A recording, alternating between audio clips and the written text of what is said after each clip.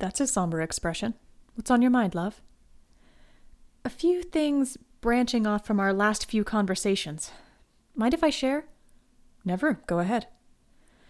So I encountered a few new ASMR channels the week before last. I was clicking on some randomly suggested channels before finding two I liked. They were M for M, and very much putting the listener in a submissive but safe role. Ooh, this should be interesting. So what did you discover? Well, firstly, that the amount of joy I took from being called a good boy and desired as a man was huge and probably something I should examine further. Secondly, the videos lined up with the book I'm rereading called Existential Kink by Carolyn Elliott. Sounds fun. It is. I picked it up nearly 2 years ago, I think, and it helped me a bit, but I didn't really get into it. I decided to look at it again shortly after encountering these videos and started to hesitatingly admit to myself that I liked the submissive roles in the ASMR videos. So why the hesitation? I guess to admit that I liked it felt like giving up. Like being lazy or a coward and giving other people permission to take over my life.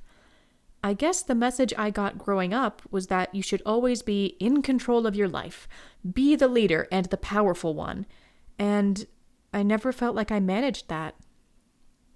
No one really listened to me, and I was always the one being controlled by others. In friendships, relationships, pretty much everything. Otherwise, I was difficult, defective, and bad. So admitting that I liked a more passive role felt like being a failure. But I liked the role in the videos, particularly when the audio was such that the listener knew we still had agency and boundaries. Like we were still a person and not trying to be good at all costs out of fear. Fear of what? Of rejection or of punishment. There was a power imbalance in the videos. And that isn't there in consensual dominant and submissive pairings? I don't know. I've never been in one where I felt like I had power. I mean, I had no courage to bring up problems at all, thinking I'd be rejected or blamed and punished for it. That ex number 2 was pretty skilled at that whole punishing thing. Even in the healthiest and safest relationships, I could barely bring up little things without being scared. Was there ever a relationship where you were the dominant one and could call the shots? Well, potentially. He was a kind chap and might have torn himself to pieces if I'd asked. But I didn't want to be able to so control him, so I did everything I could to keep my hands off the reins. Unfortunately, he wasn't much of a dominant personality, and I had to manage everything from the wings while still trying to be submissive. I wound up resenting him for the care he got from me, while I felt invisible and unseen trying to be perfect. Which wasn't fair, as there wasn't anything he was doing wrong. Yep, sounds like you're a submissive personality. A bottom, perhaps. Though I still want agency in my life, and to have my boundaries respected, not just in theory, but in reality. You know that's what actually happens in a healthy relationship, right? I guess? You're not sure? That hasn't been happening? I didn't realize being good and acceptable at all costs, and cutting off parts of you to do so wasn't what everyone else was doing too. I thought everyone was submitting to what they thought the other person wanted, regardless of dominant or submissive tendencies. I didn't have the bravery to set those boundaries for myself, and was so out of touch with myself I wouldn't have known where those boundaries were. So that sense of power that I imagine the submissive person has, where they control what the limits are, and can safely rest in another's hands knowing that they're being looked after, never really happened. And I fully recognize this may be my past experiences talking, but I can't imagine someone in reality actually holding space for me like that. It feels too risky and false, but I guess, in real life, you probably find someone you like and forge those safe bonds with them, rather than being stuck in a relationship that's not of your choosing and constantly guarding where you don't feel comfortable being vulnerable.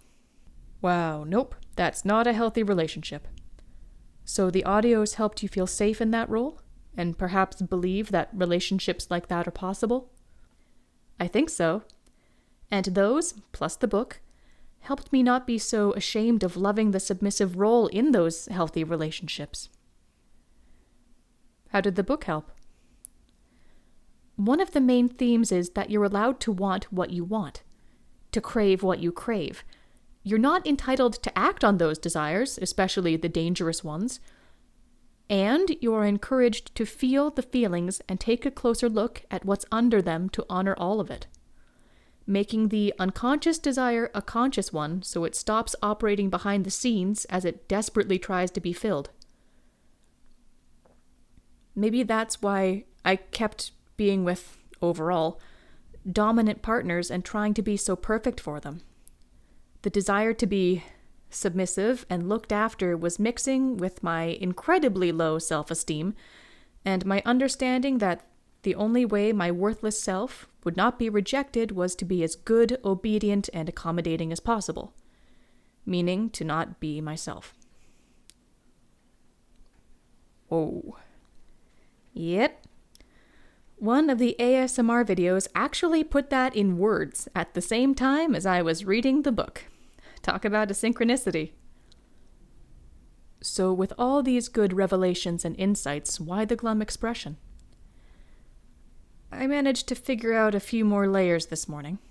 Well, go ahead, love. Well, I was dozing this morning, cuddling a pillow and imagining it was one of the dominant characters from the series. I had a bit of a niggling feeling that there was something wrong with the fantasy and took a closer look. I caught that, with this particular one, I didn't feel overly safe, and felt like my safety might be conditional to my obedience. So skipping over the line between healthy and unhealthy relationships. It put me in mind of Harley Quinn from Batman being played by the Joker and made into a willing accomplice to be discarded and mistreated but repeatedly coming back. I got really upset and worried at that. And at how I'd be more inclined to still stay in that relationship so as to not lose the connection with that character.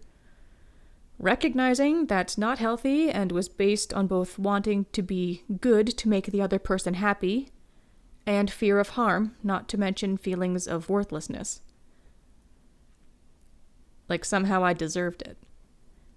Eventually, I thought back to the storyline that I'd been listening to and the actual character, and realized I'd been projecting all of the danger and conditional stuff onto the dominant character. The listener in that story still has agency. They make choices I might not have, and to me, that may have felt like my not having a choice at all, because it wasn't what I would do. But they do have that choice, and chose what they wanted. And they're safe being themselves in that relationship. The dominant character in this series is a more dangerous one, so I guess my skittish self was feeling wary about not having a heart-to-heart episode where we're reassured that we're safe and loved as we are. Given this story, that may or may not happen, but we're still safe.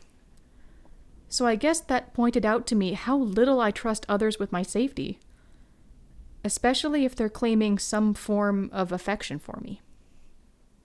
Yikes. Yep. That's a wound I'll be looking at. The idea that anyone who says they love me is lying to manipulate or control me. Also looking at whatever series of injuries has me convinced that I somehow deserve mistreatment due to my worthlessness. I get the feeling that'll be a tough one. I may have to use the existential kink method to get that massive, rotting stump dug out of my mind. You know you're not worthless. If I know it, but don't feel or believe it, then it's not doing me any good. Though I get that you're trying to help, I can't just positive affirmation my way out of this.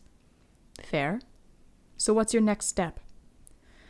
Find an evening where I have no plans the next day, so I can recover, and take a good look at where the worthlessness is coming from and why I don't believe people could love me without a motive to subjugate me. Whether I find anything or not, see if I can shift my perspective on it and get to the feelings under the feelings so, at the very least, I can get a positive charge out of those feelings. Kind of like how I get a positive charge out of the submissive roles in the ASMR videos, even during an interaction that I would have rejected in the past as being a sign of not being good enough. If that makes sense. Sounds like progress already, though I won't ask for details. And I'm glad you're learning. Go gently on yourself. That's the plan. Thanks for listening. Anytime.